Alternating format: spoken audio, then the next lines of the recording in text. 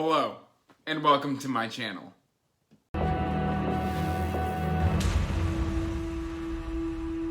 Hey everyone, welcome back to Andrew's Wizardly Reads, and today I've got another book review for you. But before we get into that book review, make sure you are liking and subscribing, hitting that bell notification, so you get regular updates when I put out new content. I post regularly, every Monday, Wednesday, and Friday. And occasionally I'll just sprinkle in an extra video if I have extra content to put out.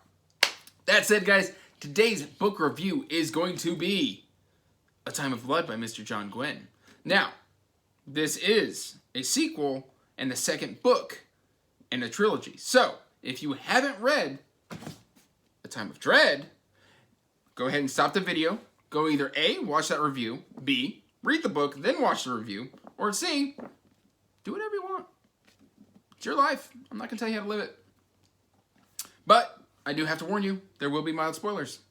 So, that said, let's go on and jump on in. A Time of Blood picks up pretty much right after the end of Time of Dread.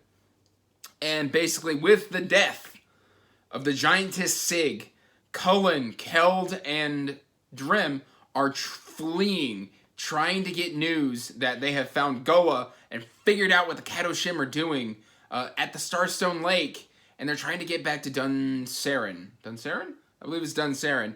To warn the Order of the Bright Star. And so they are just basically being pursued and trying to get back there so that they can, rally the troops and go and take Gola down. But Gola's not going to sit still and just let them come to him. He has to advance his plans. Then over in Drassel, after the revelation of what has happened to Riv, essentially, we kind of pick up with her and Belda. Belda, yeah.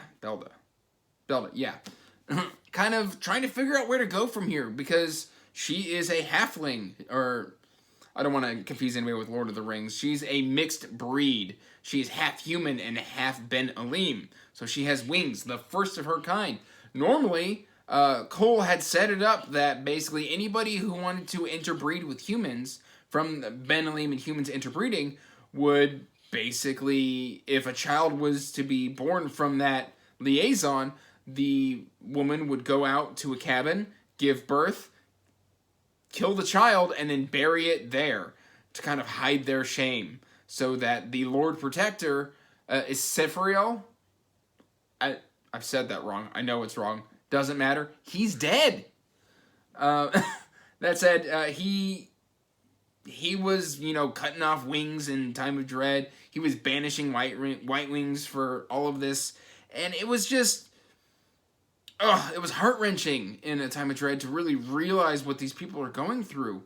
Because, the Ben Alim have been made flesh. But then they've also imposed rules upon themselves so that they can't enjoy their flesh. And Cole kind of sets about leading a revolution and changing that. So here in A Time of Blood, we kind of deal with Cole trying to seize power and trying to change things so that it can be more fun for him and things can be the way he wants them to be. And so, gradually we have to get some resolution there. And then we come back to Fritha, who, we thought was dead at the beginning of A Time of Dread. Or not at the beginning, but in the middle, we thought she gets killed. Then we come to find out that not only is she evil, but she is also part of the group who stole, what's his name? The evil Kadoshim. I've completely blanked on his name. But she kind of cut off his hand in A Time of Dread and then transformed Goa. And now she's chasing Drim. She feels slighted because Drim didn't take her offer of being her servant or pet or slave or whatever. Drim was like, hey, you killed my dad. You can just kind of get lost. I'll kill you for that. And so she's mad at him, which, of course seems a little bit crazy. But we kind of get her origin stories, and again, as we learn about Fritha, I kind of understand where she's coming from, but she's going way too far. Character-wise, we get a lot of great stuff from Drim. Cullen doesn't really mature much. He's still cocky and just very, very full of himself. We do get some more from Keld, and a lot of character growth from Byrne.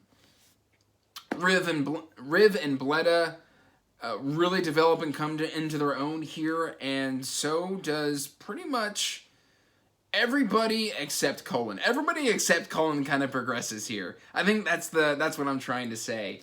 I think Cullen is just going to be cocky for the rest of his life because he just happens to be descended from Corbin. Which, so is Drem. He's just descended from Corbin's sister, Cywin. So, what didn't I like about this book? Well, I felt that this should have been one book. I do feel this should have been one book. In fact, if I hold up, like, this is Wrath, book 4. It is almost the size of Wrath. And so these are the 2 shortest books, I think, that John Gwynne has written in the Banished Lands. And they honestly, I felt structurally could have easily been one book. Mainly because they pick up one after the other. Now, that's not a bad thing, per se, but because it is a sequel and because, there's a year between release dates, we do have to give page time to kind of reminding people what's going on. And then also lengthening plots to hit that 500 page count, even though, again, it's another Orbit book. You drive a car through those margins and that line spacing large enough to build a skyscraper. You know what I'm talking about. Orbit just likes to make big books, which I'm not complaining because it makes them nice and floppy. But, yeah, so structurally, I didn't love the fact that these 2 are so short, both A Time of Dread and A Time of Blood, and the storyline could have easily been, Of Blood and Bone could have easily been a duology, is what I guess I'm trying to say. I will be picking up A Time of Courage next month, and I'm super excited to do that. But, I mean, A Time of Blood, again, that aside with just that small criticism, where we've got a little bit elongated scenes, longer than what kind of John Gwynne usually does, and the fact that I wanted it to be a duology, this is still a solid 4 out of 5 for me. I am starting to be convinced that a lot of booktubers that I respect are correct. John Gwynne cannot write a bad book. Even a book as short as this with, again, it feels like one book cut into 2. But, I mean, I loved this book.